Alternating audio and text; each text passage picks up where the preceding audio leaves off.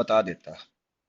बेटा, कोहरलॉच लॉ के माध्यम से एक तो आप सॉलिबिलिटी एस निकाल सकते हो और एक आप केएसपी निकाल सकते हो एस क्यूब सॉल्ट का। और एस क्यूब सॉल्ट समझते हो? स्पैरिंगली सॉलेबल सॉल्ट, जैसे एजीसीएल, जैसे PbCl2। आयनिक इक्विलिब्रियम में पढ़ा था ना बेटा। देखो कैसे निकाल सकते हैं सॉलिबिलिटी, देखो बेटा, लेमडा एम एक्चुअली में कापा होता है, बट 1000/m भी इसके साथ में होता है सीजीएस यूनिट में। पढ़ाया था ना कल कि कब आपको 10 की पावर 3 करना है, कब आपको 10 की पावर -3 करना है। 99% केस में तो यही होगा। ठीक, देखो इस फार्मूले को अब देखो मैं कैसे चेंज कर रहा हूं। कापा 10 की पावर 3 और मोलारिटी की जगह पे सॉलिबिलिटी कर लिया और यहां पे कर लिया लेमडा एम इंफिनिटी। सर ये कैसे? देखो, मोलारिटी की यूनिट भी मोल्स पर लीटर होती है, सॉलिबिलिटी की यूनिट भी मोल्स पर लीटर में होती है, अगर आप आयनिक इक्विलिब्रियम याद करो तो। लेकिन मोलारिटी में और सॉलिबिलिटी में एक बेसिक डिफरेंस होता है। मोलारिटी हम कभी भी निकाल सकते हैं, सॉलिबिलिटी हम तभी निकाल सकते हैं जब सॉल्यूशन सैचुरेटेड हो, बाकी यूनिट सेम होती है। तो मैंने मोलारिटी की जगह सॉलिबिलिटी कर दिया, लेकिन मुझे इस फार्मूले में ऐसा परिवर्तन करना पड़ेगा जिससे मुझे यह आभास हो कि now I have taken saturated solution. बेटा सैचुरेटेड सॉल्यूशन क्या होता है माधव? जिसमें और सॉलिबिलिटी ना हो, है ना। इसका मतलब जितनी मैक्सिमम सॉलिबिलिटी होनी थी हो चुकी, जितने आयंस बनने थे बन चुके, जितनी कंडक्टेंस आनी थी वो आ चुकी, अब उससे ज्यादा। तो इसका मतलब वो उस समय की जो कंडक्टेंस आएगी, क्या वो लिमिटिंग मोलर कंडक्टेंस नहीं होगी? और जब लिमिटिंग मोलर कंडक्टेंस होगी तो मैं लेमडा एम की जगह पे लेमडा एम इंफिनिटी कर दूंगा। एक बार मैं फिर से बोलता हूं, मोलारिटी की जगह सॉलिबिलिटी कर दिया, सोल्यूशन कैसा होना चाहिए? सैचुरेटेड। तो अब इस फार्मूले में मैंने इसकी जगह पे ये लिख दिया। अब जब ये लिखा है और ये लिखा है, फर्क समझते हो? ये एलएमसी है, ये नॉन एलएमसी है। तो जब मैं मोलारिटी की जगह पे सॉलिबिलिटी लिखता हूं तो इसका मतलब मैंने सैचुरेटेड सॉल्यूशन लिया है। अब जरा सैचुरेटेड सॉल्यूशन को सोचो, जितनी सॉलिबिलिटी होनी थी हो चुकी, जितने आयंस बनने थे बन चुके, जो कंडक्टेंस आएगी वो उस कंडीशन की मिनिमम वैल्यू होगी कि मैक्सिमम? मैक्सिमम यानी लिमिटिंग वैल्यू होगी। और लिमिटिंग को हम इससे नहीं शो करते हैं, इन्फिनिटी से शो करते हैं। तो फार्मूले में जो परिवर्तन किया गया वो समझ में आया? अब भाई साहब ये कैसे निकालोगे? कोरलॉचला बता देगा। ये कैसे निकालोगे? पता होता है, गिवन होगा, भी क्वेश्चन कराऊंगा। इससे आप क्या निकाल लोगे बेटा? है ना, एस। और जब एस आ गया तो आपको पता है ना, मैं डायरेक्ट लिख रहा हूं भाई। अगर के एस पी अगर आपको एजीसीएल का निकालना हो तो क्या होगा? S square. अगर एस की वैल्यू रख दो तो के एस पी आ जाएगा। और अगर मान लो के एस पी PbCl2 की निकालनी हो तो 4s³ ऐसे परिवर्तन होता जाएगा। तो आप फार्मूले से s निकाल के KSP निकाल सकते हो। ठीक है, क्लियर? इस पे कैसे क्वेश्चन बन सकते हैं नोट करो और करके दिखाओ। जो मेरे पास क्वेश्चन है वो ये है। क्वेश्चन ये है, लिखो kappa for AgCl solution. Kappa AgCl solution की वैल्यू हम दे रहे हैं 2.2 into 10⁻⁻⁶ siemens centimetre inverse. Kappa water का दिया है 0.8 इंटू 10⁻⁻6 यूनिट, वही होगी जो यहां लिखी हुई है। आगे मुझे और क्या क्या दे रखा है, लेमडा एम इंफिनिटी AgNO3 का गिवन है, HCl का गिवन है, और तीसरा है HNO3 का गिवन है। ओके बेटा, इसमें ये वैल्यू 135, ये वैल्यू 426, और ये वाली वैल्यू 421 दे रखी है, और यूनिट सीजीएस सिस्टम में है। पता ना यूनिट क्या थी मोलर की, ओम इनवर्स सेंटीमीटर स्क्वायर, कल याद करवाया था ना, और पर मोल वो दे रखा है। और इन्होंने आपसे पूछा है कि आप के एस पी AgCl का निकाल के दिखाइए। करो इस क्वेश्चन को।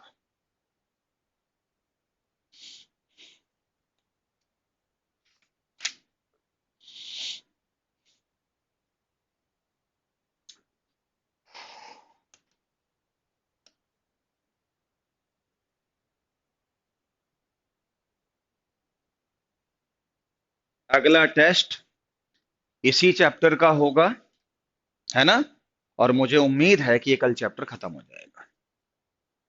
और अगर कल नहीं हो पाया, थोड़ा बहुत रह जाएगा, तो वही पोर्शन टेस्ट में नहीं आएगा, बाकी अगले टेस्ट में ये पूरा चैप्टर आएगा। 10⁻10, बस हो गया, बिल्कुल ठीक। 10⁻−10, बिल्कुल ठीक है। ठीक है, हैं, कर लिया। बताओ फार्मूले में 10⁻3 लगाओगे कि 10⁻−3? 10⁻3 बताया था ना। हाँ, ठीक लिख लिया प्रॉब्लम है। देखो इधर, देखो इधर,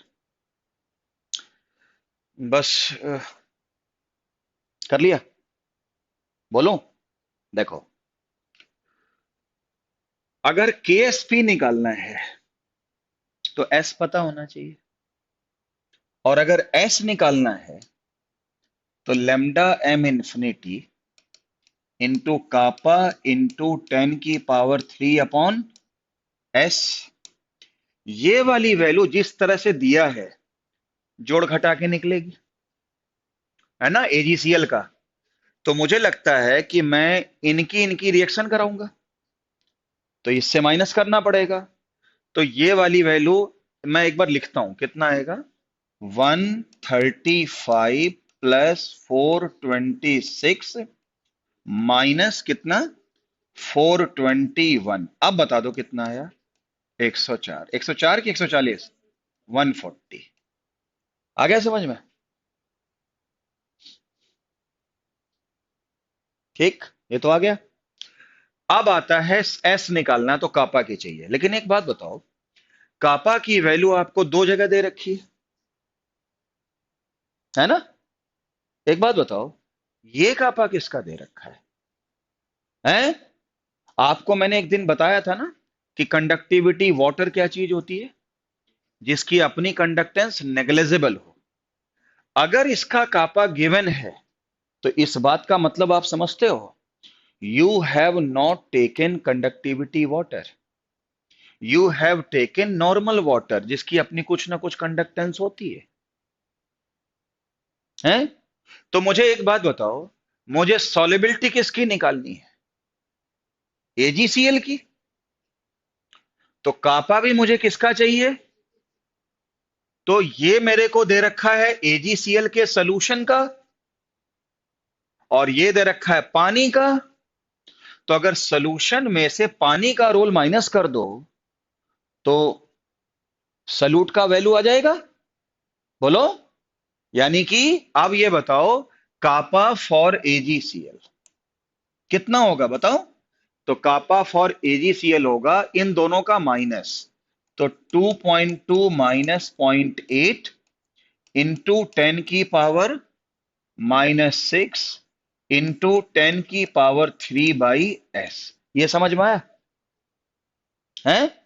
और इससे सॉलिबिलिटी, ऐसा लग रहा है जैस्मिन की बातों से, कि 10⁻⁻5 आ जाएगा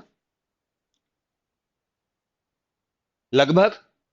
और इसका केएसपी क्या होता है?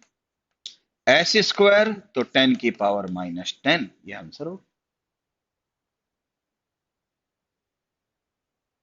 है। ठीक है। अब बताओ, हाँ, बेटा एक चीज छोटी सी बताओ। अगर कापा वाटर का दिया है तो आप इससे क्या मतलब निकालेंगे? इसका मतलब आपने कंडक्टिविटी वाटर नहीं लिया है। तो आपको यह ध्यान रखना पड़ेगा कि आपको वाटर की वैल्यू टोटल से क्या करनी पड़ेगी?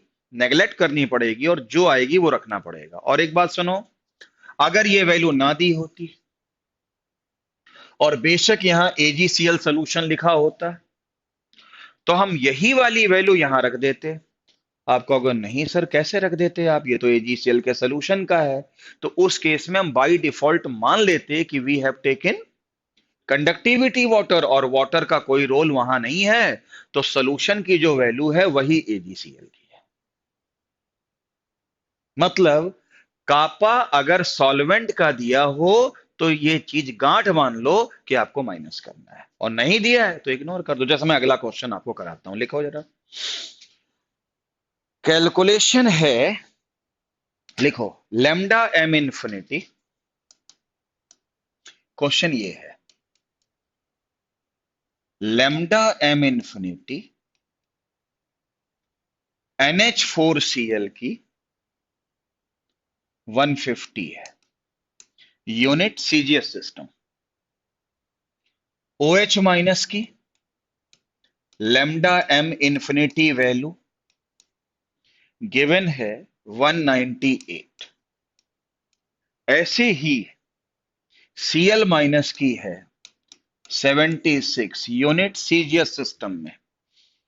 अब 0.01 नॉर्मल अगर मैं NH4OH का सोल्यूशन लेता हूं, ओके, तो उसका जो कापा है सोल्यूशन का, वो दिया है 9.5 इंटू 10⁻⁻5, और यूनिट इसकी भी सीजीएस सिस्टम में है।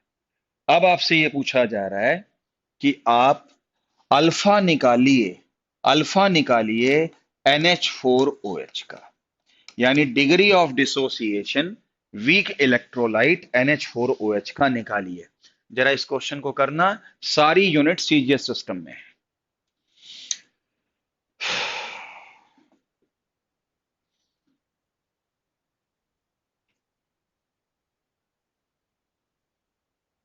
इसका आंसर निकाल के दिखाओ।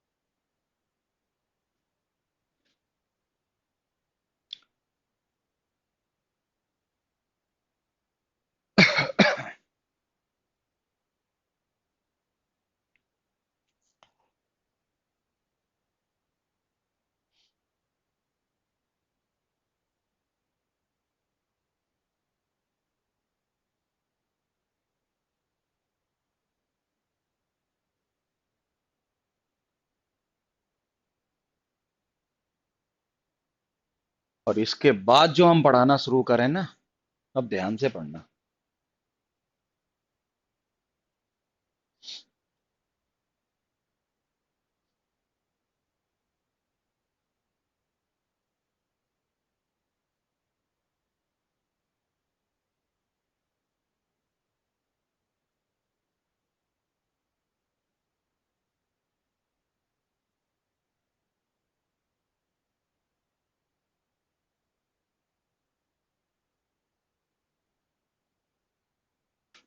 आइडिया लग रहा है कैसे करोगे?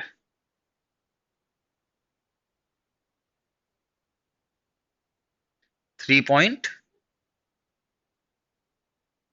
देखें भाई बाकी बच्चे क्या निकालते हैं। रोहित भाई निकालो। 3 पॉइंट, कहीं ऐसा तो नहीं किसी के आसपास वैल्यू बोले दे रहे हो? हैं?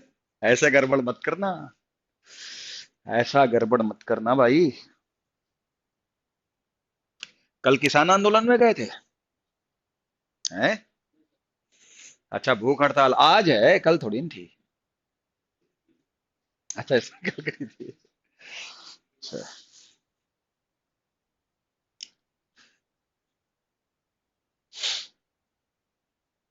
चलो बेटा, हो गया। किसी ने और आंसर नहीं निकाला? 3.04%, यानी सभी का 3% ही आ रहा है, फिर तो सही होगा फिर। सुबह भाई, हाँ तो निकालोगे तो थोड़ी कैलकुलेशन आएगी।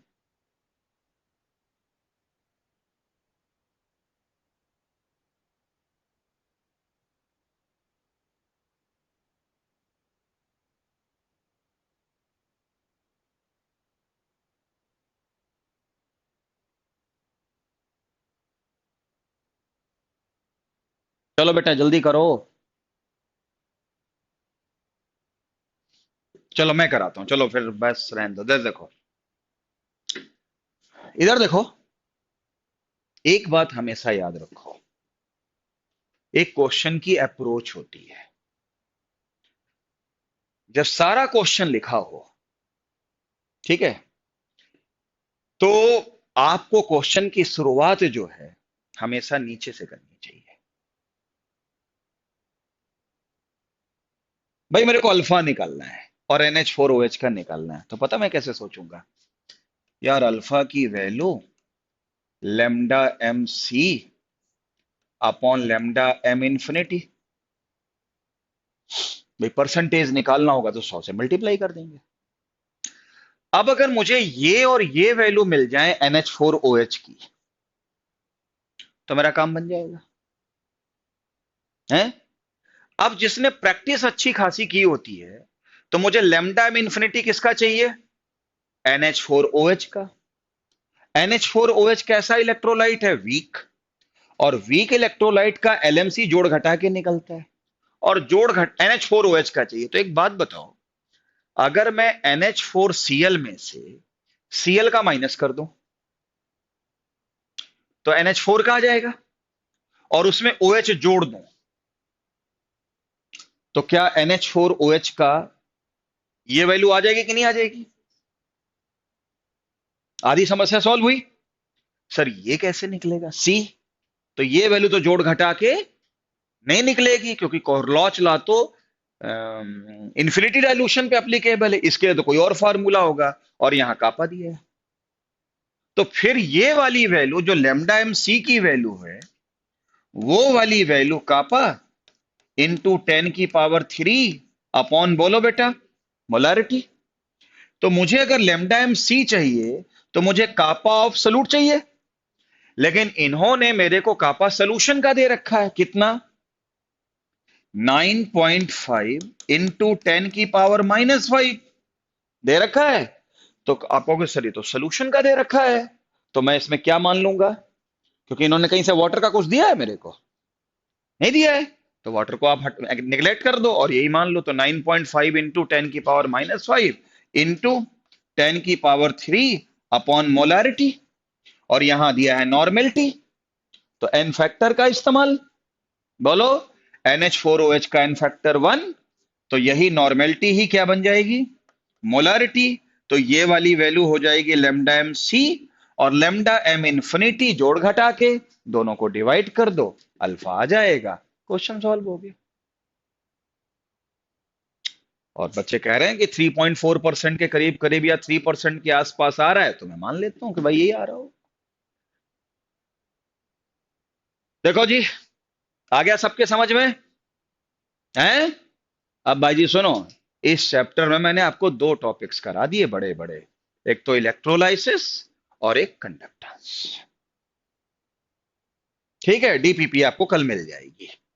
लेकिन इसके बाद जो तीसरा टॉपिक शुरू हो रहा है गैल्वेनिक सेल, वो गलतियां बहुत बच्चों से करवाता है, आपसे भी होंगी। लेकिन आपको ऐसा पढ़ाने की कोशिश करूंगा, समझाने की कोशिश करूंगा, जिससे कि आप क्वेश्चन में गलतियां या तो ना करें या कम से कम करें। लेकिन उससे पहले बताओ, second topic conductance up to medical level, समझ में आ भैया? ठीक, चलिए। और अब थोड़ा थ्योरी में एक काम करना, थोड़ा सा मेरी मदद करना, थ्योरी जरा जल्दी जल्दी बोल देना है गैल्वेनिक सेल में, जिससे कि मैं मैक्सिमम टाइम क्वेश्चन और उसके अप्रोच पे बिताऊं। तो सबसे पहले आपका आता है तीसरा टॉपिक की शुरुआत करते हैं, गैल्वेनिक सेल। इस सेल को हम इलेक्ट्रोकेमिकल सेल कहते हैं, पता है क्यों? क्योंकि ये केमिकल एनर्जी को, बोलो, किसमें बदलते हैं?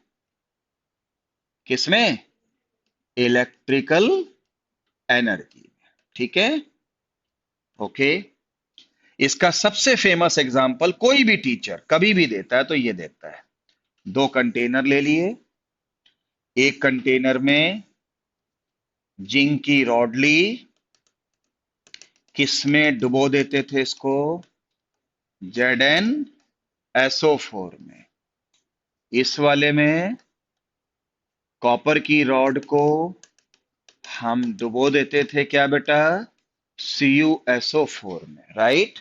अगर मैं इससे कोई बल्ब कनेक्ट कर दूं तो ये बल्ब ग्लो करने लगता था, क्योंकि अंदर की केमिकल एनर्जी किस में बदलती थी? इलेक्ट्रिकल में, है ना। और क्या क्या रिएक्शन होती थी? जिंक का ऑक्सीडेशन होता था और इधर रिडक्शन होता था। तो बताओ इस साइड वाली रिएक्शन क्या होती थी? जिंक क्या बनाता था? Zn2+ और दो इलेक्ट्रॉन। देखो, इधर देखो, ये जो जिंक की रॉड थी, वो अगर अपना ऑक्सीडेशन करते थे और Zn2+ बनाते थे, तो Zn2+ तो सोल्यूशन में आ जाते थे, और जो इलेक्ट्रॉन्स होते थे वो ऐसे ट्रेवल करके जाते थे, है ना। इस हिस्से पे ऑक्सीडेशन होता था। जहां ऑक्सीडेशन होता है वो हमेशा क्या होता है? एनोड। ये एनोड की रिएक्शन थी। अच्छा, कैथोड में क्या होता था? इलेक्ट्रॉन जब यहां से ट्रेवल करके जाते थे तो वहां पे Cu2+ दो इलेक्ट्रॉन्स लेकर Cu बनाते थे, और कैथोड पे रिडक्शन होता था। तो ये वाली रॉड कौन सी हो गई? बोलो, कैथोड हो गई। ऐसे ही था ना? बोलो। और इधर देखो, इधर देखो, जल्दी बताओ। ये सेल लगातार काम करता रहे, इसके लिए आप क्या लगा देते थे? सॉल्ट ब्रिज लगा देते थे, राइट। रुक जाओ, इस सॉल्ट ब्रिज के अंदर एक पेस्ट फॉर्म होता था, जिसको हम अगर अगर कहते हैं। ये अगर मगर नहीं है, ये अगर अगर है। ये कोलाइडियल सॉल्यूशन की एक वैरायटी होती है, पेस्ट के फॉर्म में होती है। और इसमें हम ज्यादातर परिस्थितियों में किसको ऐड करते थे? KCl को। जरा बताना बेटा, सॉल्ट ब्रिज का क्या रोल होता था? एक तो सर्किट अंदर वाला कंप्लीट करना होता था। मैंने आपसे कहा नहीं ना, ये थ्योरी थोड़ा जल्दी जल्दी बोल दो। तो सॉल्ट ब्रिज का काम क्या होता था, जल्दी बताओ? सर्किट को कंप्लीट करना। और दूसरा, रुको रुको, एक मिनट को। शुभम ने कहा सॉल्ट ब्रिज का काम ये है, सॉल्ट ब्रिज का काम ये है, एक तो सर्किट को क्या करना? कंप्लीट करना। ठीक है भाई। दूसरा काम बताओ। हाँ, एक्सेस ऑफ आयन को खत्म करना, या फिर न्यूट्रलिटी को मेंटेन करना। ठीक है रोहित भाई, न्यूट्रलिटी को मेंटेन करने का मतलब समझते हो? देखो, इस जिंक की रॉड ने अपना क्या किया? Zn2+ बनाया, इलेक्ट्रॉन बनाया, इलेक्ट्रॉन कहाँ चले गए? वायर से। Zn2+ कहाँ कूद गए? ZnSO4 की नदी बह रही थी उसमें कूद गए हैं। तो ये बताओ, पहले Zn और SO4 बराबर थे, लेकिन जब Zn आयन इसमें कूद जाएंगे तो कौन सा आयन बढ़ जाएगा? पॉजिटिव। तो हम लोग पढ़ते थे, इस सोल्यूशन पे चार्ज कैसा आ गया? Positive, right? या शुभम की बात है कि एक्सेस ऑफ आयन आ गए। उसके बाद जब इलेक्ट्रॉन यहाँ पे आते थे, उनका Cu से कांटेक्ट होता था, Cu बन जाता था, Cu नीचे बैठ जाता था, तो सोल्यूशन में कौन से आयन बढ़ गए? सल्फेट बढ़ गए। और सल्फेट पे चार्ज कैसा होता था? माइनस। तो इस पे चार्ज कैसा हो गया था? माइनस। याद आ रहा है? तो यहाँ माइनस आयन बढ़ गए, यहाँ प्लस आयन बढ़ गए। सॉल्ट ब्रिज अपना क्या करता था?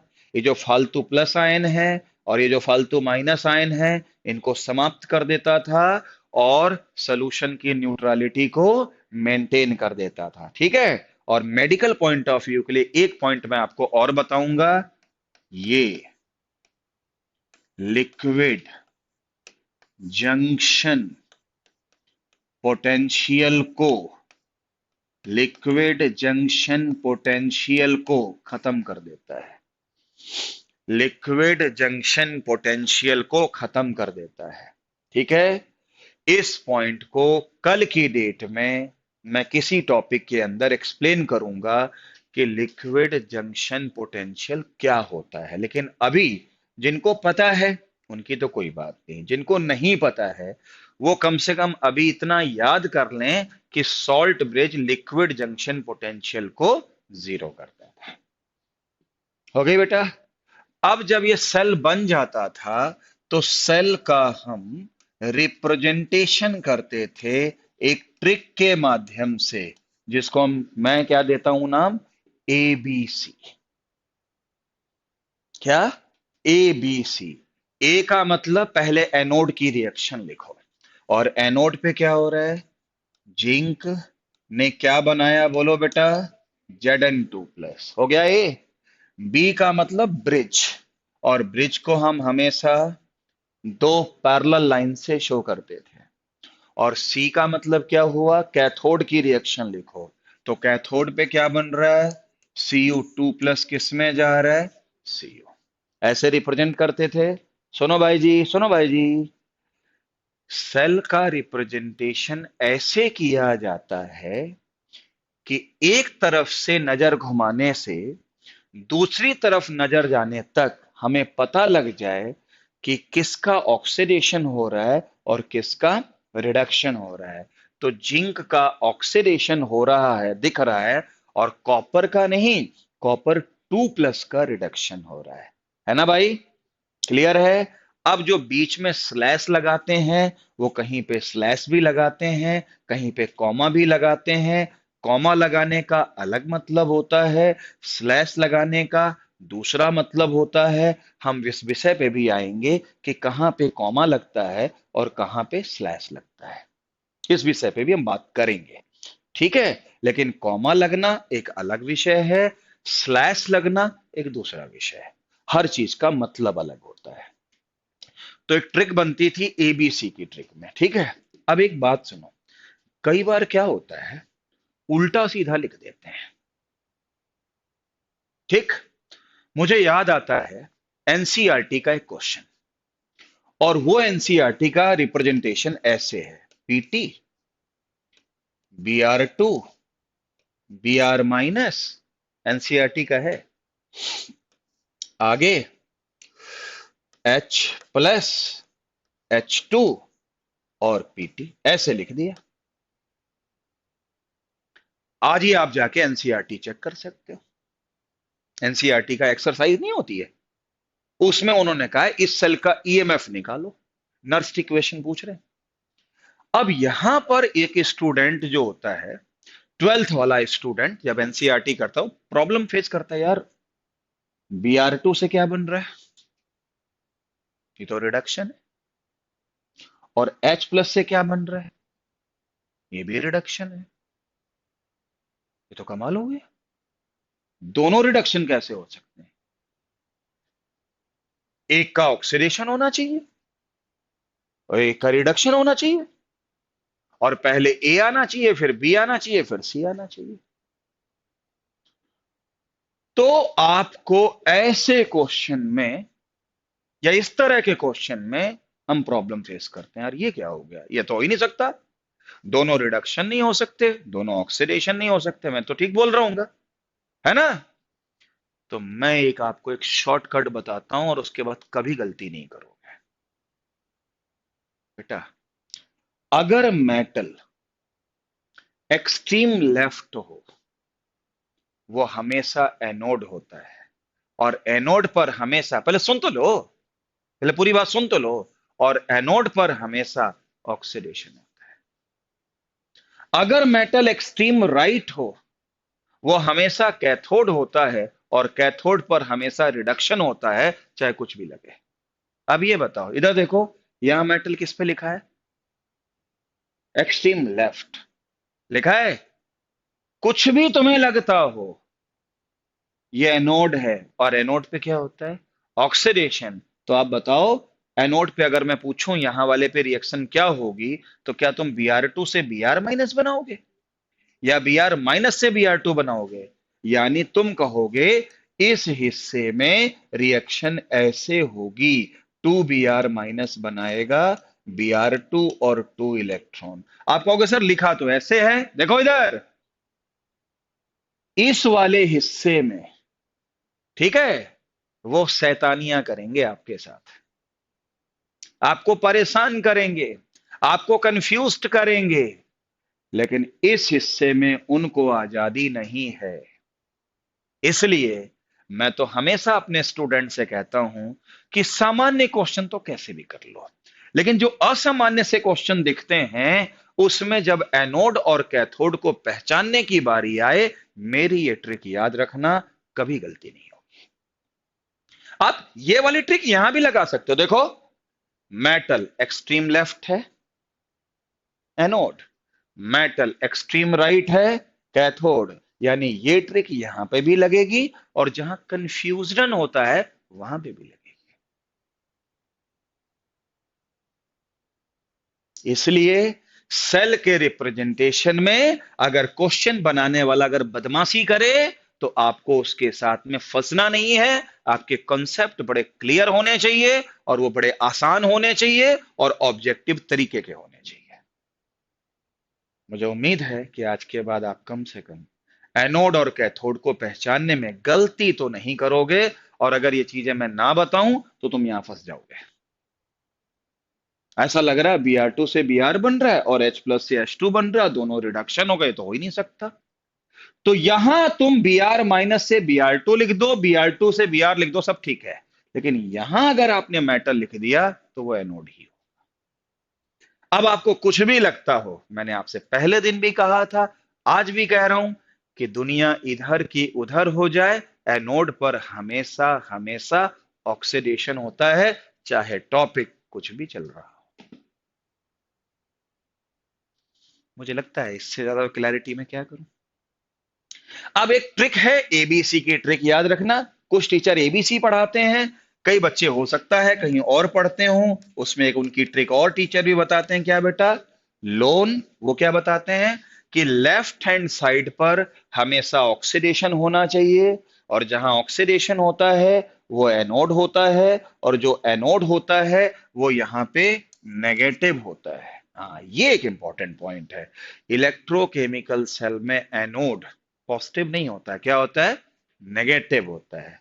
ये बात ध्यान रखिएगा, ठीक है। अच्छा बेटा, किस केस में एनोड पॉजिटिव होता है?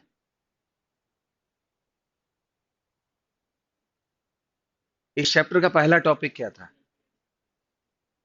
उसमें आपको मैंने पता है डिफिनीशन क्या बताई थी?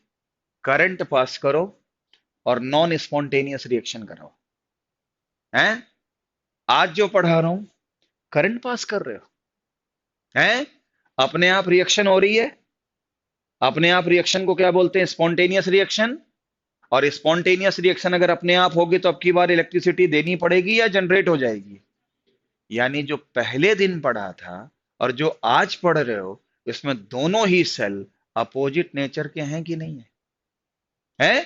तो अगर वहां का एनोड पॉजिटिव था तो यहां का एनोड क्या होगा? नेगेटिव होगा। कन्वेंशन बदल जाएंगे, कॉन्सेप्ट नहीं बदलेंगे। और कॉन्सेप्ट ये कहता है कि एनोड पर हमेशा ऑक्सीडेशन होगा और कैथोड पर हमेशा रिडक्शन होगा। ये बात कभी नहीं भूलना। बेटा हुआ समझ में? फिजिक्स कहती है कि अगर इलेक्ट्रॉन फ्लो हो रहे हैं, करंट फ्लो हो रही है, फिजिक्स की भाषा में बात करूं तो इलेक्ट्रॉन का फ्लो इधर से इधर हो रहा है, तो कन्वेंशनल करंट इसके उल्टे फ्लो होगी। समझ में आया कि नहीं हो रहा है? ये बात समझ में आ गई? वो सब कुछ आपको पहले से ही बेहतर पता है, लेकिन फिजिक्स ये भी कहती है कि अगर करंट फ्लो हो रही है तो इलेक्ट्रोड पोटेंशियल का जरूर कुछ ना कुछ डिफरेंस होगा। इसका भी इलेक्ट्रोड पोटेंशियल होगा, इसका भी इलेक्ट्रोड पोटेंशियल होगा। बात समझे? तो अब मैं इलेक्ट्रोड पोटेंशियल फिजिक्स के अकॉर्डिंग नहीं, केमिस्ट्री के अकॉर्डिंग डिफाइन करूंगा। हेडिंग डालो, इलेक्ट्रोड पोटेंशियल।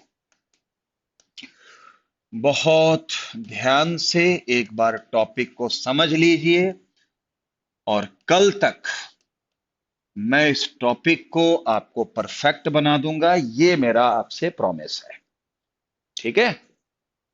और जहां समझ में ना आए वहां टोक देना मेरे को। इलेक्ट्रोड पोटेंशियल देखो, फिजिक्स वाले कैसे इसको डिफाइन करते हैं मेरा जानने में कोई इंटरेस्ट नहीं है। मैं तो अपने बच्चों को एक बात बताता हूं, देखो, जब कोई एटम, ध्यान से सुनना, जब कोई एटम एम अपने आयन के संपर्क में आता है,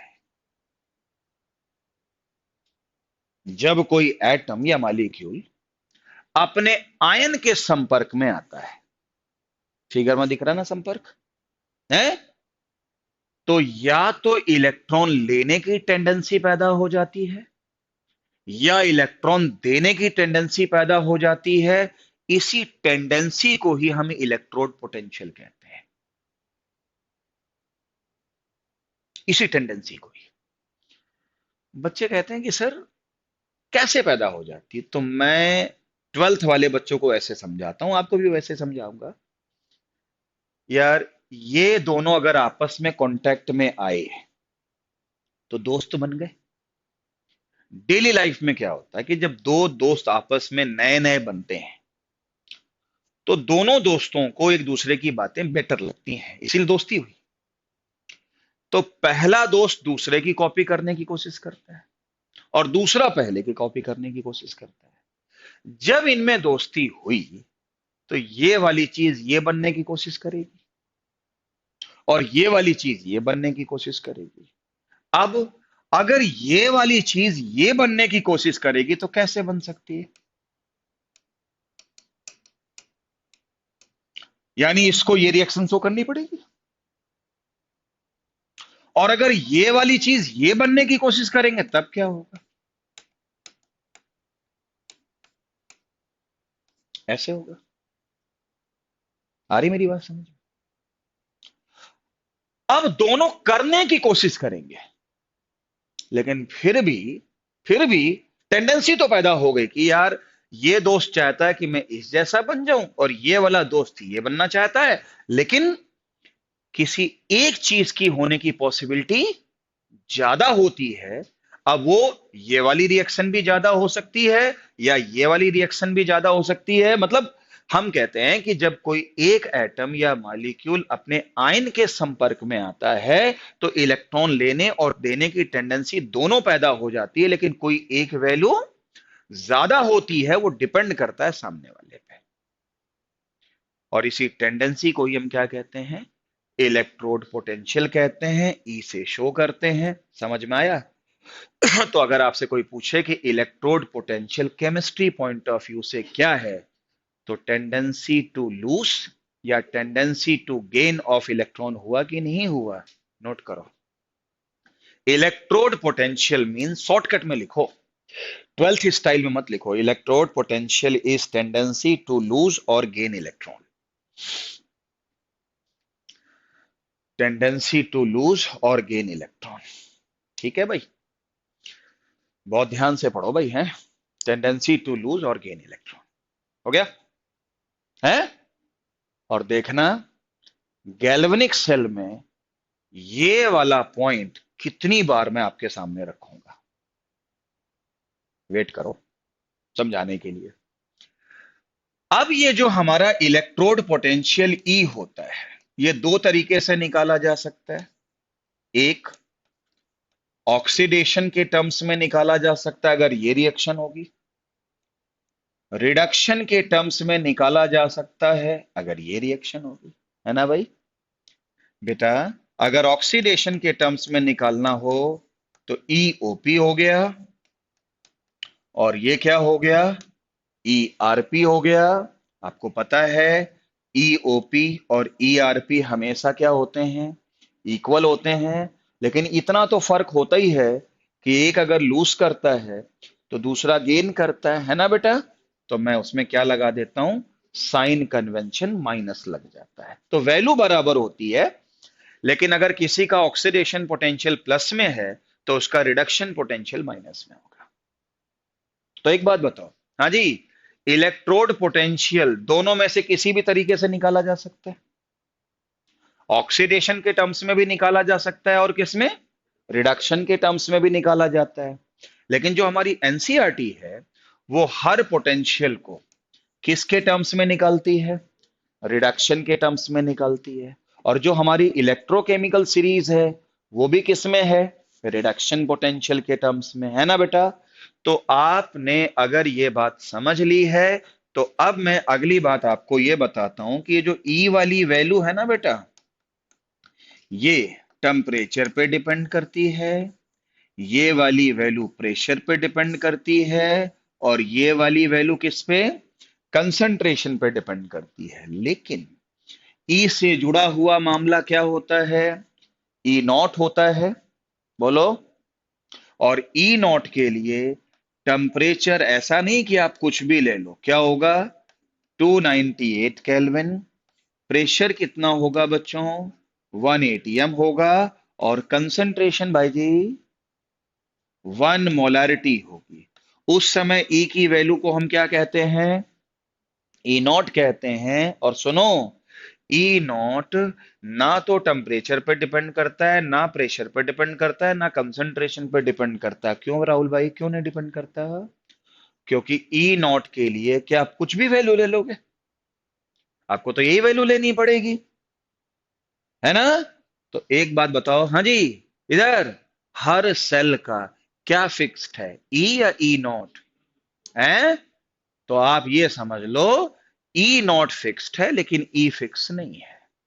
और आपको पता है सेल का ईएमएफ हम कैसे निकालते थे, देखो ऐसे, जैसे मान लो ये सेल है, जिंक से जिंक 2+, Cu2+ से Cu। अगर मुझे सेल का ईएमएफ निकालना हो, ईएमएफ ऑफ द सेल, तो हम लोगों ने क्या फार्मूला पढ़ा था, ई कैथोड माइनस ई एनोड, है ना। किससे किसको माइनस किया था बेटा, कैथोड में से एनोड को। देखो थोड़ा जस्टिफाई कर दूं इस फार्मूले को कि उन्होंने एनोड में से कैथोड को माइनस क्यों नहीं किया, उन्होंने कैथोड में से एनोड को क्यों माइनस किया, एक बार जस्टिफाई कर देता हूं बेटा। इसका ऑक्सीडेशन हुआ है तो इसका ऑक्सीडेशन पोटेंशियल होना चाहिए, इसका क्या हुआ है तो इसका रिडक्शन पोटेंशियल होना चाहिए। लेकिन एनसीईआरटी क्या कहती है, आप इसका भी रिडक्शन पोटेंशियल लो और इसका भी क्या लो, रिडक्शन पोटेंशियल लो। तो लॉजिक सी बात है, ये वाला रिडक्शन पोटेंशियल ज्यादा होगा और ये वाले का रिडक्शन पोटेंशियल कम होगा। तो ज्यादा में से कम माइनस करोगे तभी तो सेल का ईएमएफ क्या आएगा, पॉजिटिव। और सेल का ईएमएफ पॉजिटिव ही आना चाहिए तभी सेल काम करेगा।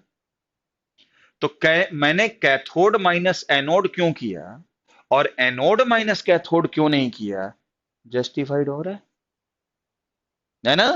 और अगर एनसीईआरटी ये कन्वेंशन बना देती कि नहीं, हम तो ऑक्सीडेशन पोटेंशियल में निकालेंगे, तब क्या वो नियम बनाते, एनोड माइनस कैथोड हो जाता। तो फॉर्मूले को थोड़ा सा समझते हुए पढ़ो, है ना।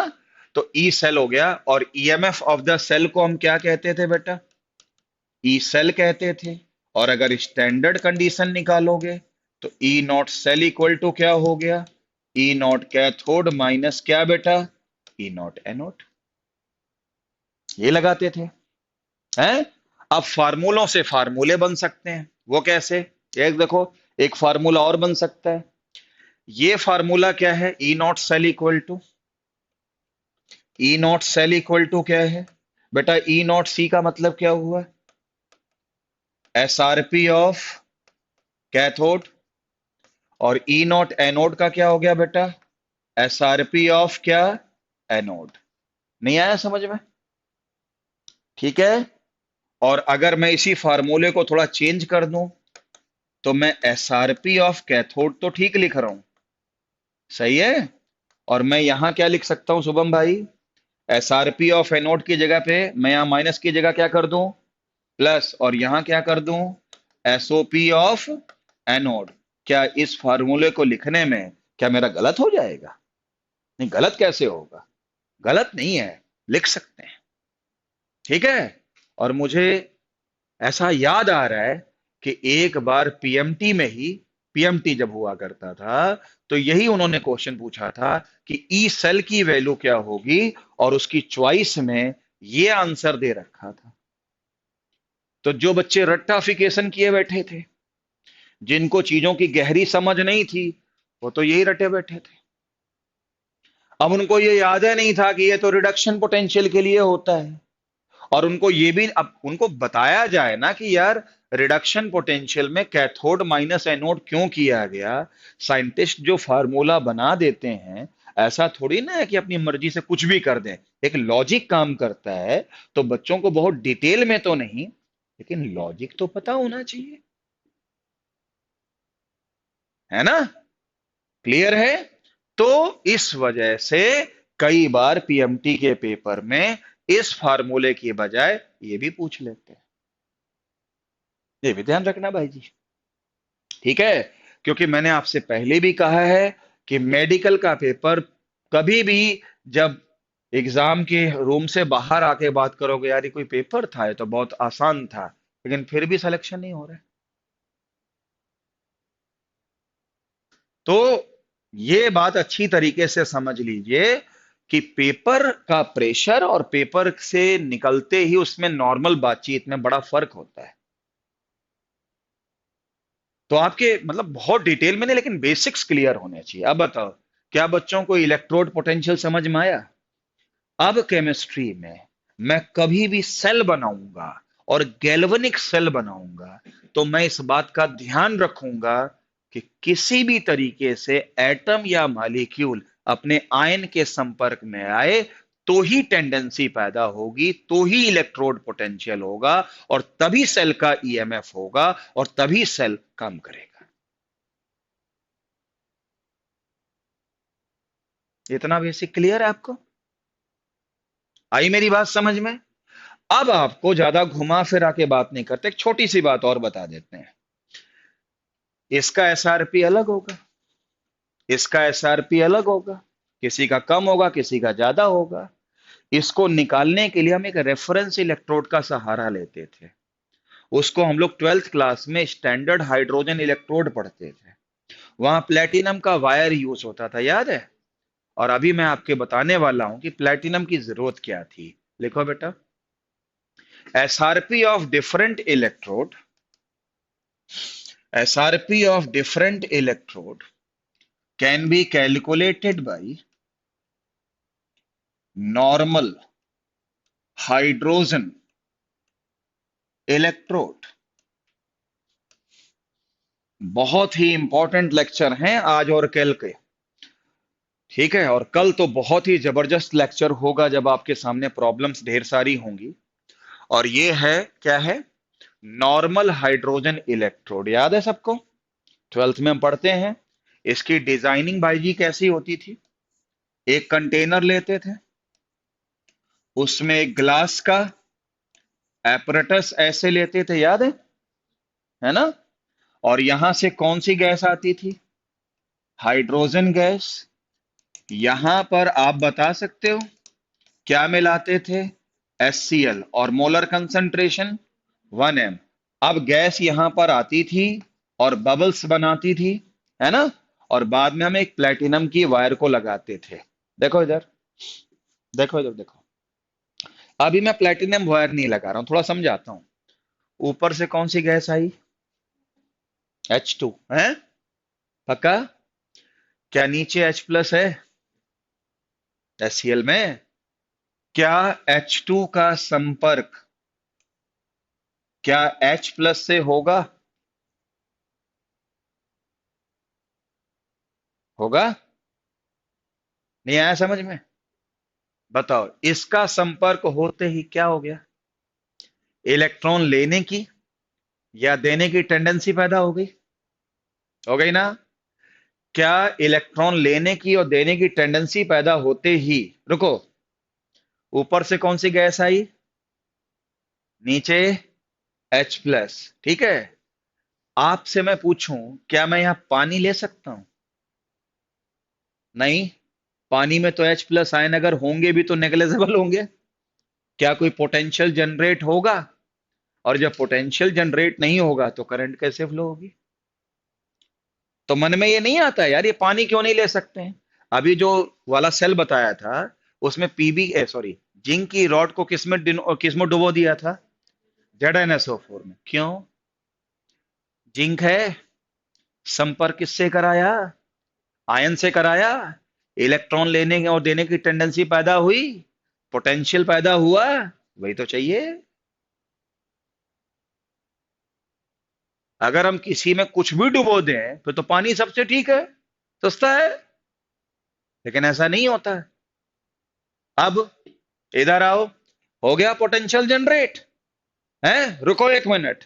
इलेक्ट्रॉन लेने और देने की टेंडेंसी पैदा हो गई, लेकिन एक बात बताओ, इलेक्ट्रॉन क्या पानी से फ्लो होते हैं? क्या सोल्यूशन से फ्लो होते हैं? बोलो। क्या HCl से इलेक्ट्रॉन फ्लो हो जाएंगे? इलेक्ट्रॉन फ्लो हमेशा वायर से होते हैं। यहां कहीं वायर है? हैं? अब टेंडेंसी तो पैदा हो गई ना? लेकिन इलेक्ट्रॉन आएंगे कैसे? इलेक्ट्रॉन जाएंगे कैसे? वायर ही नहीं है, टेंडेंसी है। तो फिर इसी का ही इलाज किया जाता है। यहां से क्या लगा देते हैं? प्लेटिनम की वायर, और उससे अटैच कर देते हैं प्लेटिनम की फॉयल। अब आया समझ में कि प्लेटिनम वायर की जरूरत क्या है? हाँ, प्लेटिनम ही क्यों? क्योंकि मुझे टेंडेंसी इन की चाहिए थी। प्लेटिनम को तो बस फैसिलिटेट करना है। What do you mean by facilitate? कि बस इलेक्ट्रॉन आए जाए। तो मुझे एक ऐसा वायर लेके आना था जो खुद रिएक्ट ना करे, बस आने जाने का रास्ता दे दे वो। इसलिए प्लेटिनम वायर लिया है। ठीक। सर, वो जो जिंक वाला था, उसमें तो आपने प्लेटिनम वायर यूज नहीं किया। जरूरत ही नहीं थी। क्यों जरूरत नहीं थी? जिंक का वायर, जिंक की रॉड किस में डूबी थी? ये जिंक की रॉड होगी, किस में डूबी थी? ZnSO4 में। इलेक्ट्रॉन आने जाने का रास्ता है तो जिंक यहीं से चला जाएगा। फिर प्लेटिनम की कोई भी जरूरत नहीं है, लेकिन यहां चाहिए। अब आया समझ में यहां प्लेटिनम क्यों चाहिए? हैं? अब इसकी खास बात क्या है? बताओ। इलेक्ट्रॉन लेने की भी टेंडेंसी हो सकती है, इलेक्ट्रॉन देने की भी टेंडेंसी हो सकती है। यानी ये वाला इलेक्ट्रोड एनोड का भी काम कर सकता है और कैथोड का भी। यानी अगर ये एनोड का काम करेंगे तो पता रिप्रेजेंटेशन कैसे दिखाते हैं? ऐसे, PtH2H+, PT extreme left, anode. हालांकि इसमें तो सिंपल है, H2 से H+ बन रहा है तो ऑक्सीडेशन होगा। लेकिन इधर सुनो, कहीं आपसे उन्होंने कुछ शैतानियां करके ऐसे दिखा दिया।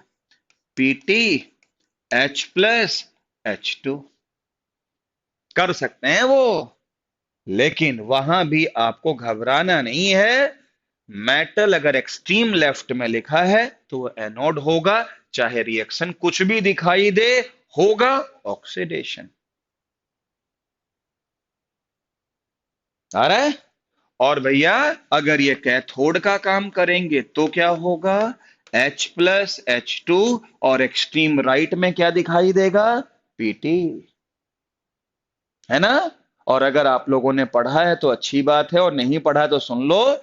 गैसियस इलेक्ट्रोड में हमेशा प्लेटिनम की जरूरत पड़ती है। क्यों सर? अरे भाई, गैसियस इलेक्ट्रोड में टेंडेंसी तो हम पैदा करवा देते हैं, लेकिन आने जाने का कोई रास्ता तो नहीं मिलता, तो वो तो वायर से ही आएगा, और वो प्लेटिनम से अच्छा कोई नहीं हो सकता है। और अंत की बात आपको बता दें, कन्वेंशनली, रियली नहीं, कन्वेंशनली इस इलेक्ट्रोड का SRP बाय डिफॉल्ट हम जीरो मानते थे, होता थोड़ी ना है। जीरो कैसे हो जाएगा यार, जब टेंडेंसी पैदा हो गई तो? जीरो कैसे हो सकता है? सवाल ही नहीं पैदा होता कि जीरो हो जाए, मतलब है नहीं। लेकिन फिर भी बाय डिफॉल्ट केमिस्ट्री में बहुत इंपॉर्टेंट चीज है भाई, मान लिया जीरो है। मुझे याद है पीएमटी में एक सवाल बना था कि हाइड्रोजन इलेक्ट्रोड का SRP जीरो क्यों होता है, तो उसका रीजन दिया है, वो है, वो है, वो है, और एक में चॉइस में लिखा था भाई जीरो होता नहीं, माना जाता है जीरो, तो यही आंसर है। होता नहीं, जीरो कैसे हो जाएगा यार? जब आपने टेंडेंसी पैदा करवा दी, वायर लगा दिया, वो टेंडेंसी की वैल्यू प्लस में कुछ तो होगी, जीरो कैसे होगी? मानने वाली बात अलग है। और इसके बाद हमने तमाम मेटल का SRP इसकी मदद से निकाला, कईयों का नेगेटिव आया, कईयों का पॉजिटिव आया, और एक सीरीज तैयार हुई जिसको हम सभी क्या कहते हैं? Electrochemical series. और भयानक क्वेश्चन बनते हैं इलेक्ट्रोकेमिकल सीरीज पे, और बच्चों से गलतियां होती हैं। कुछ समझ में आ रहा है?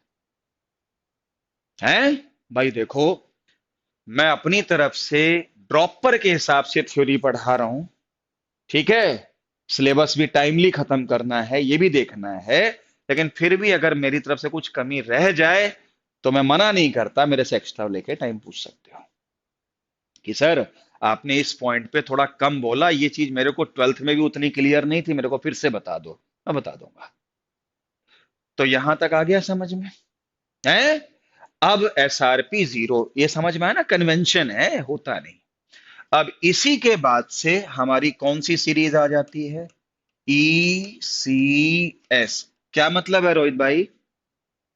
इलेक्ट्रोकेमिकल सीरीज, है ना? और वो कुछ ऐसे देखने में लगती थी, ऐसे लिखा मिलता था, देखो, लिथियम प्लस, एक इलेक्ट्रॉन लिथियम बनाता है, इसका E0 जो है माइनस का 3.05 होता था। के प्लस है, एक इलेक्ट्रॉन लेकर के प्लस बनाता था, इसका E0 जहां तक मुझे याद है 2.093 होता था। फिर कईयों का माइनस भी होता था। फिर हाइड्रोजन का भी कितना होता था? होता था ना, जीरो होता था। उसके बाद में कौन से मेटल आते थे? छापा मेटल, क्यों बेटा? और बिल्कुल लास्ट में क्या आता था? फ्लोरीन आता था। हाइड्रोजन के बाद में तो छापा मेटल आते हैं ना। छापा मेटल मतलब कॉपर, मरकरी, बोलो, एजी, प्लेटिनम, गोल्ड, है ना? और लास्ट में फ्लोरीन आता था, और फ्लोरीन में भी हम ऐसे लिखते थे, F2+2 इलेक्ट्रॉन फॉर्मिंग 2F-, और इसका जो E0 होता था वो प्लस का कितना? 2.87 वोल्ट होता। आपको डेटा याद करने की जरूरत नहीं है। अब जो मैं बताऊंगा ना वो ध्यान रखना। ऐसे था ना इलेक्ट्रोकेमिकल सीरीज भाई, है ना? कईयों का माइनस भी होता था, हाइड्रोजन का जीरो भी होता था, है? और ये बताओ, ये SOP है या SRP है? कैसे पता ये SRP है? सारी रिएक्शन रिडक्शन में नहीं लिखी हुई है, तो अगर सारी रिएक्शन रिडक्शन में लिखी है तो ये SRP है। इसमें बताने की क्या जरूरत है। जितने भी रिएक्टिव मेटल्स होते थे उनका एसआरपी नेगेटिव में होता था, और जितने भी लेस रिएक्टिव छापा मेटल्स होते हैं उनका एसआरपी क्या होता था, पॉजिटिव होता था। बिल्कुल लास्ट में क्या होता था, F2, है ना। रुको, अब आपसे इस इलेक्ट्रोकेमिकल सीरीज में कैसे कैसे सवाल बनते हैं देखो। ये दे देंगे डेटा, बेस्ट ऑक्सीडाइजिंग एजेंट बताओ, बेस्ट रिड्यूसिंग एजेंट बताओ, ठीक है। आया समझ में, कौन सा मेटल हाइड्रोजन से ऊपर है, कौन सा नीचे है। सुनते जाना, इधर देखो। किन दो को इकट्ठा कर दूं, किन दो को इकट्ठा करके एक सेल बना दूं और सेल का ईएमएफ मैक्सिमम पॉजिटिव आ जाए, ऐसे सवाल बनते हैं। ठीक है, तो थर्ड टॉपिक की एक्चुअल शुरुआत क्वेश्चन पॉइंट ऑफ व्यू से अब मैं कर रहा हूं, और बहुत ध्यान से टेक्निक देखना कि किस माध्यम से मैं अपनी बात को रखने की कोशिश करता हूं। शुरू करें। देखो, इस टेबल को याद करने की आपको कोई जरूरत नहीं है, वो डेटा गिवन मिलेगा, उसकी टेंशन नहीं लेनी आपको, है ना। अच्छा बेटा, ई नॉट अगर माइनस में है और जीरो भी है और प्लस में भी है, तो माइनस वाली वैल्यू कम है और प्लस वाली वैल्यू ज्यादा है। सुनो, इधर देखो, लिथियम प्लस का रिडक्शन करने पे लिथियम बनता है और इसका ई नॉट हाईली नेगेटिव है, इसका मतलब ये रिएक्शन नहीं होना चाहती, तभी तो माइनस है।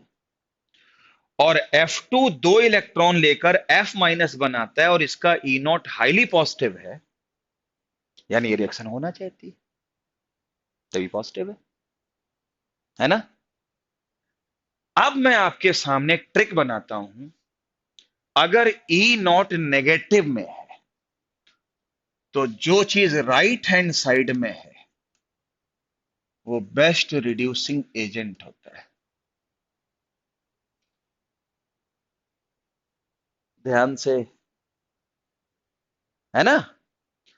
और अगर एक साइड बेस्ट होगा तो दूसरी साइड अपने आप ही वर्स्ट और उल्टा एजेंट होगा। क्या, ऑक्सीडाइजिंग। ध्यान से, अभी इसी पॉइंट पे सारे क्वेश्चन होंगे, और मैं आपसे क्वेश्चन अभी करवाऊंगा जो आपके पीएमटी में आ चुके हैं। जिसका एसआरपी नेगेटिव है वो आपको इलेक्ट्रोकेमिकल सेल में सीरीज में उतना ही ऊपर मिलेगा, उसका right hand side best reducing agent होगा और उसका लेफ्ट हैंड साइड वर्स्ट उल्टा होगा। ठीक है, लेकिन जिसका एसआरपी पॉजिटिव है उसका राइट हैंड साइड इसका उल्टा, यहां क्या था, बेस्ट रिड्यूसिंग एजेंट, तो ये क्या होगा, वर्स्ट रिड्यूसिंग एजेंट। और उसका लेफ्ट हैंड साइड होगा बेस्ट, इसका उल्टा, क्या, ऑक्सीडाइजिंग एजेंट।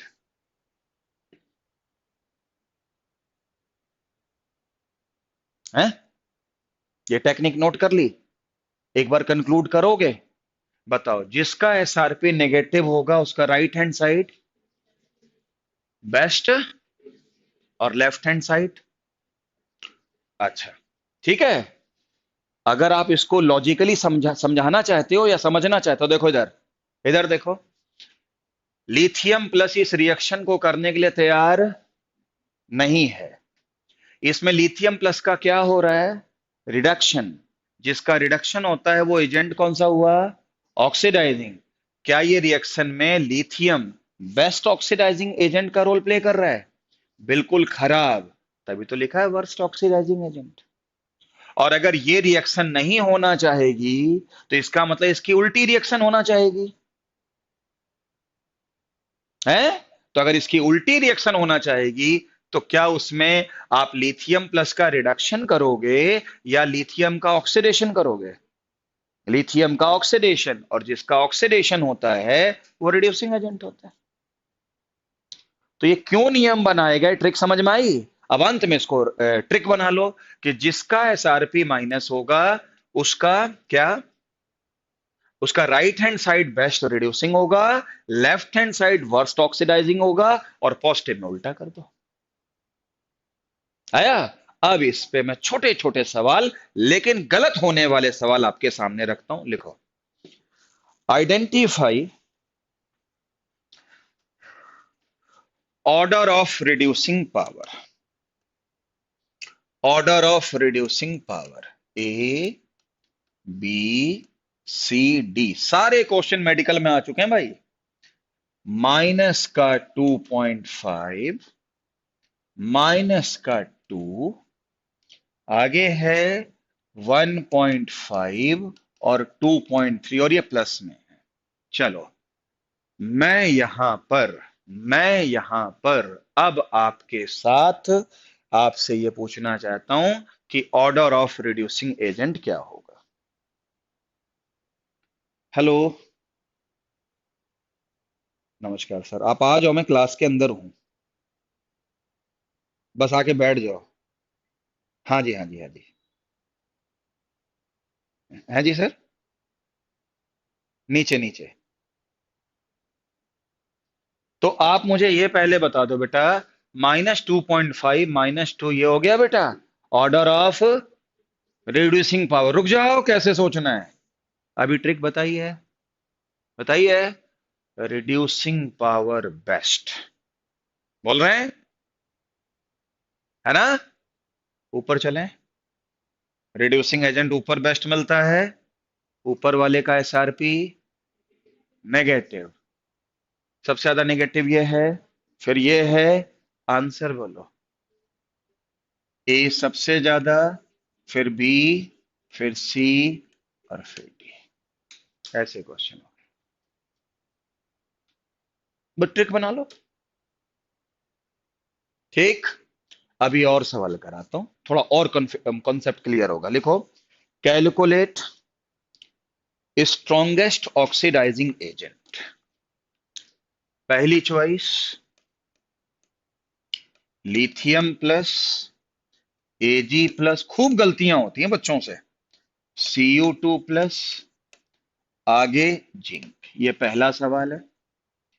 दूसरा सवाल, second Mg2 plus, F2 plus, उसके बाद में Al3 प्लस, और उसके बाद में Cu2 प्लस। तीसरा सवाल है इसमें आपका F minus, Cl2, Br minus, और I माइनस। पहले इन क्वेश्चनों को कर लेते हैं, और फिर रिड्यूसिंग एजेंट वाले क्वेश्चन आप करके दिखा देना। मैं इन तीन को करवा देता हूं, जिसमें कैलकुलेट क्या बेटा बेस्ट है बेटा, ऑक्सीडाइजिंग एजेंट। और देखो चार चार चॉइसेस हैं, A B C D, A B C D, है ना?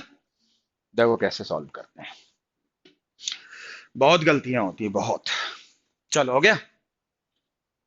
ट्रिक पता होने चाहिए, कॉन्सेप्ट पता होना चाहिए, टॉपिक की बेहतरीन समझ होनी चाहिए, बहुत हाई फाई ना हो, लेकिन जितना पता हो सॉलिड पता हो। करें आपके सामने, आ जाओ। ऑक्सीडाइजिंग पावर बेस्ट, नीचे नीचे है ये और ये, एक पंगा खड़ा कर दिया। पहले बताओ, इन्हीं दो में से एक आंसर होगा। कहते नहीं ऑब्जेक्टिव में कि चार चॉइसेस में दो तो तुरंत समझ में आ जाता है कि ये नहीं हो सकता है, और दो में हम फंस जाते हैं कि यार ये होगा कि ये होगा। तो दो तो देखो हमने तुरंत बता दिया, है ना? अब इन दो में से किसका होगा? रुको जाओ, मेरी बात सुनो। पहली बात तो ये है, ये Ag लिखा है, ये Cu2 प्लस लिखा है, ये बराबर नहीं है। ये कैटायन है, ये न्यूट्रल है। सुन लो ना मेरी बात को। अब यहां पे लॉजिक कैसे लगेगा, देखो। अगर यहां Ag प्लस होता और यहां पे Cu2 प्लस होता, तब पता आंसर किसका होगा? नीचे। तो वो आंसर होता है एजी प्लस। लेकिन ये तो एजी नहीं है, ये तो एजी है। एक बार बताओ, ऑक्सीडाइजिंग एजेंट का मतलब क्या होता है? खुद को रिड्यूस करना। अगर मैं एजी को रिड्यूस करूं, सिर्फ एजी को, तो ये बनेगा। क्या कभी सुना है कि एजी कभी एजी माइनस बनाता है? तो क्या इसका आंसर एजी होगा? और वैसे ही मैं बताऊं, ऑक्सीडाइजिंग एजेंट हमेशा कैटायन ही होता है। आप कहोगे सर कैसे? अगर कैटायन होंगे कैसे? बड़ा आसान है, क्योंकि कैटायन के अंदर हमेशा इलेक्ट्रॉन लेने की पावर होती है, तो अपना रिडक्शन करेंगे। तो अब बताओ, इस क्वेश्चन का आंसर क्या हुआ? एजी की Cu2+। और अगर एजी प्लस दिया होता तो फिर एजी। पता क्या है बच्चे क्या गलती करते हैं? वो एजी को समझ लेते हैं एजी प्लस, और वो निशान लगा देते हैं एजी इस वाले पे। ये आंसर तब होगा माधव भाई जब यहां एजी नहीं, एजी प्लस हो। समझ रहे हो मैं क्या कहने जा रहा हूं, या क्या बताने की कोशिश कर रहा हूं? है ना बेटा? अच्छा, अब इसमें सब कैटायन अगले में। ये तो आसान क्वेश्चन है। इससे ये तो आसान क्वेश्चन है, क्यों? जब सारे कैटायन है तो ये प्रॉब्लम आएगी नहीं। ऑक्सीडाइजिंग नीचे, नीचे कौन है? Cu। तो अगर इसका आंसर ये है तो इसका भी आंसर यही है। समझ में आया? तो जमा आसान हो गया। अब आ गया F-Cl2Br- और क्या बेटा? I-। बेस्ट क्या बेटा? ऑक्सीडाइजिंग एजेंट आमतौर पे एनायन होते ही नहीं है। ये भी आसान क्वेश्चन है, क्योंकि एनायन इलेक्ट्रॉन क्यों लेंगे? दिमाग लगाओ। एनायन इलेक्ट्रॉन बेटा क्यों लेंगे? सोचो। नहीं आया समझ में? आमतौर पे अगर कैटायन है आपका आंसर, तो इसका मतलब एनायन नहीं है। तो इसमें तो सोचना ही नहीं है, F-Br- I- हो ही नहीं सकता। Cl2 होगा। ये भी आसान क्वेश्चन है, कर ले एक बार। लॉजिक समझ में आया? मैं तो तब मानूंगा जब ऐसे ही तीन छोटे छोटे सवाल आप करके दिखा दो। ठीक है, कोई बीच में बोलेगा नहीं आंसर जब तक मैं पूछूं नहीं। देखो, कैलकुलेट स्ट्रॉन्ग रिड्यूसिंग एजेंट। और रिड्यूसिंग एजेंट कौन कौन से हैं? Cu, Mg, Al, zinc. ठीक है। दूसरा क्वेश्चन, Cu2+, Mg2+, Fe2+ और Ag। ओके। और तीसरा है F-, Cl-, I-।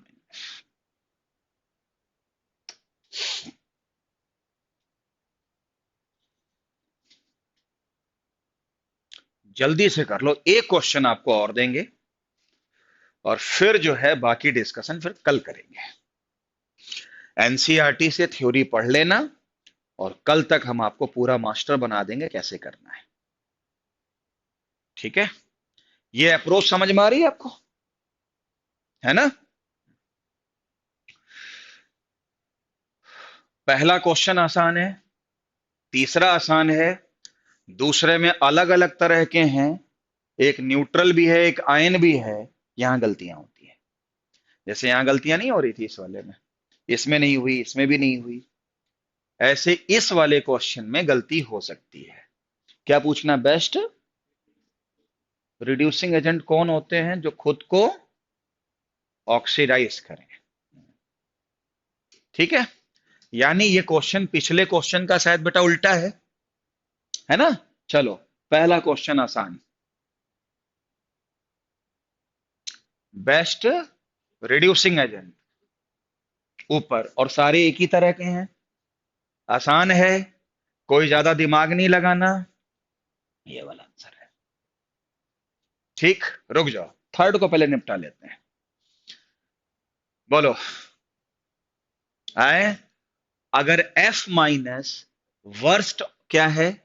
Reducing agent है F-, तो वो तो नंबर वन हो ही नहीं सकता। तो कॉमन सेंस क्या कहता है, इसका आंसर क्या होगा, आई माइनस होगा। आ गया।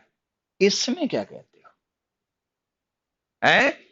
हाँ, आमतौर पे कैटायन जो होते हैं वो रिड्यूसिंग एजेंट का काम नहीं करते हैं। और जब कैटायन और न्यूट्रल दिया हो और सबका नेचर मेटल ही जैसा हो, फिर आंसर कैटायन नहीं होगा, क्या होगा? आपने इन दो क्वेश्चनों से एक चीज देख ली कि हमारी गलतियां कहां हो सकती हैं। सारे कैटायन हो तो गलती नहीं होगी, सारे एनायन हो तो गलती नहीं होगी, एनायन के साथ में न्यूट्रल हो तो गलती होगी, कैटायन के साथ में न्यूट्रल हो तो गलती होगी। वो गलती ना हो तो अपना लॉजिक से बना लो। क्या लॉजिक ये है कि अगर ऑक्सीडाइजिंग एजेंट चाहिए तो वो आमतौर पे कौन नहीं हो सकते? ऑक्सीडाइजिंग। ऑक्सीडाइजिंग बोलो, जो दूसरे को ऑक्सीडाइज करके खुद को रिड्यूस करें, यानी कि एनायन। तो ऑक्सी ये किसका नेचर बोला मैंने?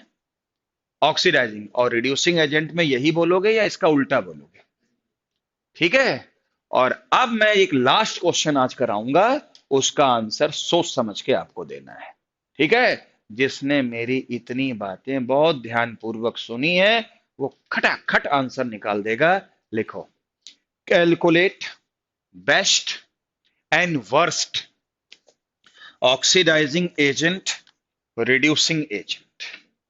Best and worst oxidising agent and reducing agent. I2 2i minus से 2i बना रहा है। MnO4 माइनस जो है वो 8H प्लस और 5 इलेक्ट्रॉन के साथ में Mn2 प्लस बना रहा है 8H2O के साथ में, नहीं 4H2O।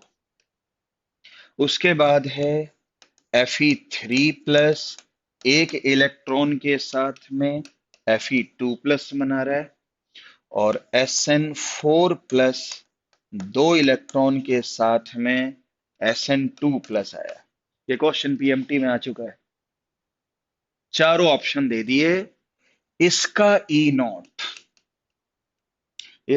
नॉट है पॉइंट का 54। इसका ई नॉट सेकेंड वाले का प्लस का 1.51 वोल्ट।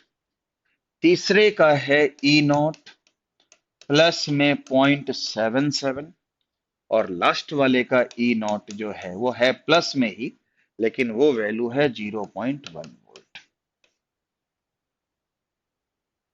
जब ये क्वेश्चन आया पीएमटी में तो आधा पेज भर गया था, और आपको निकालना था best and worst oxidising agent, best and worst reducing agent.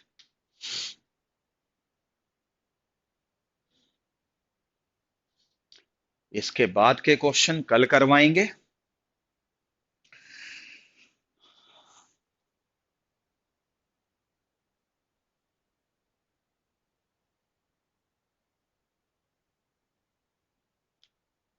कल आपको एक डीपीपी देंगे कंडक्टेंस की। आज आपके पास में जो स्टडी मटेरियल है उसको सॉल्व कर लीजिएगा। और बेटा, अगर आज के लेक्चर में कोई चीज कम समझ में आई हो तो पूछ लेना। ढूंढ लिया? अगर ट्रिक से नहीं करोगे तो फंस जाओगे। अगर मेरी बात आपको ढूंढनी है, ठीक है, तो बड़े आराम से आप कर लोगे। बेस्ट एंड वर्स्ट ऑक्सीडाइजिंग भी बताना है, best and worst reducing agent भी बनाना है। जैस्मिन ने लगता है कर लिया। कर लिया बेस्ट ऑक्सीडाइजिंग एजेंट। अच्छा, और नहीं, आप चारों के आंसर बता दो फिर मैं बोलता हूं। हम्म, अच्छा। अच्छा, ठीक है। ये आंसर आप लोगों ने सुना। हो सकता है किसी का ये आंसर हो, किसी का ना भी हो। जब कभी भी बेस्ट और worst oxidising agent, reducing agent आपको गिवन सर्कमस्टेंसेस में पूछे जाएं, तो आप ये देख लो कि सबसे कम रिडक्शन पोटेंशियल किसका है और सबसे ज्यादा रिडक्शन पोटेंशियल किसका है? पहले तो बताओ, सारे रिडक्शन पोटेंशियल हैं कि नहीं, पहले बताओ। है ना? सबसे ज्यादा किसका होगा? इसका। और सबसे कम किसका होगा? इन्हीं से तो बेस्ट और वर्स्ट आने हैं। तो पहला और तीसरा तो पिक्चर से गायब। इन्हीं में से होगा। अब क्या ट्रिक बताई थी?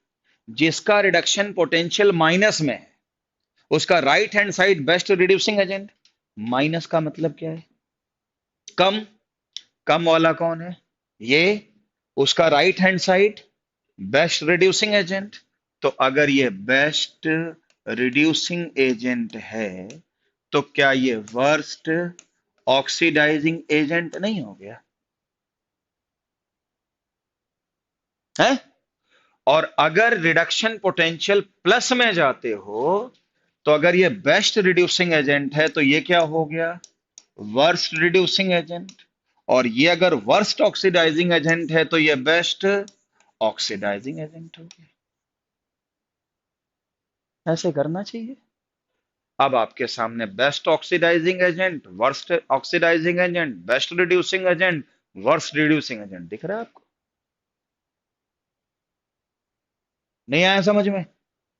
है? तो अप्रोच को पकड़ लो, बस बात खत्म।